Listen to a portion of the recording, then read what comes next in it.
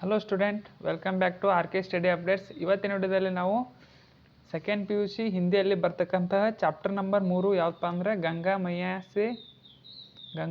ಸೆ ಸಾಕ್ಷಾತ್ಕಾರ್ ಪಾಠದ question with ಆನ್ಸರ್ನ ಇವತ್ತಿನ ವಿಡಿಯೋದಲ್ಲಿ ಸ್ಟೆಪ್ ಬೈ ಸ್ಟೆಪ್ ನೋಡೋಣ.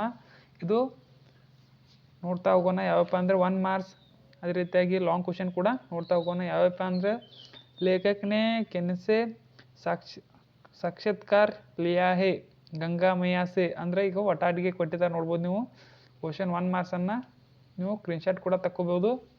ಅದೇ ರೀತಿಯಾಗಿ ಎಲ್ಲ ಕ್ವಶನ್ ಟೆಕ್ಸ್ಟ್ ಬುಕ್ನಲ್ಲಿರುವ ಎಲ್ಲ ಕ್ವಶನ್ ವಿತ್ ಆನ್ಸರ್ ಮತ್ತು ಅದೇ ರೀತಿಯಾಗಿ ಯಾವಪ್ಪ ಅಂದರೆ ಕ್ವಶನ್ ವಿತ್ ಆನ್ಸರ್ ಎಲ್ಲ ಕೂಡ ಇದರಲ್ಲಿ ಸ್ಟೆಪ್ ಬೈ ಸ್ಟೆಪ್ ಇದಾವೆ. ಇದು ಟೆಕ್ಸ್ಟ್ ಬುಕ್ ಆಗಿರ್ತೈತಿ. ಟೆಕ್ಸ್ಟ್ ಬುಕ್ದ ಯಾವ್ಯಾವ ಪದವಿ ಪೂರ್ವ ಕಾಲೇಜ್ ಹಿಂದೂ ಉಪನ್ಯಾಸಕರಿಂದ ಮಾಡಲ್ಪಟ್ಟಿರುವ ಒಂದು text book question with answer ಆಗಿರ್ತೈತಿ. ಅದೇ ರೀತಿಯಾಗಿ ನೋಡ್ಬೋದು. ನೀವು ಲಾಂಗ್ ಕ್ವಶನ್ ಕೂಡ ಎಕ್ಸ್ಪ್ಲೇನ್ ಮಾಡಿದ್ದಾರೆ. ಇಲ್ಲಿ ನೀವು ಸ್ಕ್ರೀನ್ಶಾಟ್ ಕೂಡ ತಕ್ಕೋಬೋದು.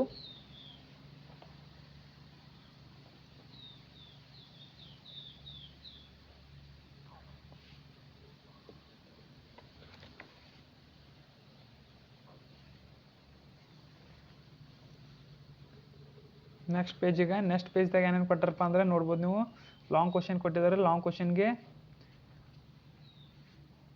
ಸಂದರ್ಭ ಸಾರಾಂಶದಾವ. ಸಂದರ್ಭ ಸಾರಾಂಶ ಒಳಗೆ ಹೆಂಗೆ ಬರೀಬೇಕಂದ್ರೆ ಸಂದರ್ಭ ಸ್ಪಷ್ಟೀಕರಣ ವಿಶೇಷತೆ ಬರೀಬೇಕು. ಇಷ್ಟು ಬರೆದ್ರೆ ನಿಮ್ಗೆ ಮಾರ್ಕ್ಸ್ ಸಿಗ್ತಾವೆ. ಇಲ್ಲಾಂದರೆ ನೀವು ಡೈರೆಕ್ಟಾಗಿ ಎಕ್ಸ್ಪ್ಲೇನ್ ಬರ್ದಂದ್ರೆ ಕಡಿಮೆ ಮಾರ್ಕ್ಸ್ ಸಿಗುವ ಸಾಧ್ಯತೆ ಐತಿ.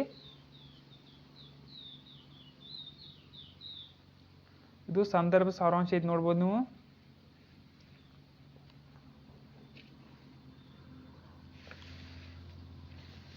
ನೀವು ಸ್ಕ್ರೀನ್ಶಾಟ್ ಕೂಡ ತಗೋಬೋದು.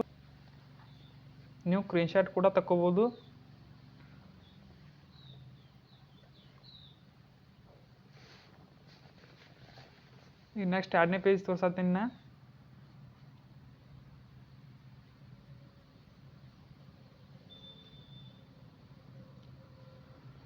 ವಿಡಿಯೋ ಇಷ್ಟ ಆದ್ರೆ ಲೈಕ್ ಮಾಡಿರಿ, ಶೇರ್ ಮಾಡಿರಿ, ಕಮೆಂಟ್ ಮಾಡಿರಿ. ಮತ್ತೆ ಇಂಥ ಅಪ್ಡೇಟ್ಗಾಗಿ ನಮ್ಮ ಚಾನಲನ್ನು ಸಬ್ಸ್ಕ್ರೈಬ್ ಮಾಡಿಲ್ಲ ಅಂದರೆ ಸಬ್ಸ್ಕ್ರೈಬ್ ಮಾಡ್ಕೋರಿ ಅಂತ ಹೇಳ್ಕೊತಾ ಈ ವಿಡಿಯೋ ಮುಗಿಸ್ತಾ ಇದ್ದೀನಿ. Thank you for watching. ಮತ್ತೆ ಮುಂದಿನ ವಿಡಿಯೋದಲ್ಲಿ ಸಿಗೋಣ. ಏನಾದರೂ ಡೌಟ್ ಇದ್ದರೆ ಕಮೆಂಟ್ ಮಾಡಿ.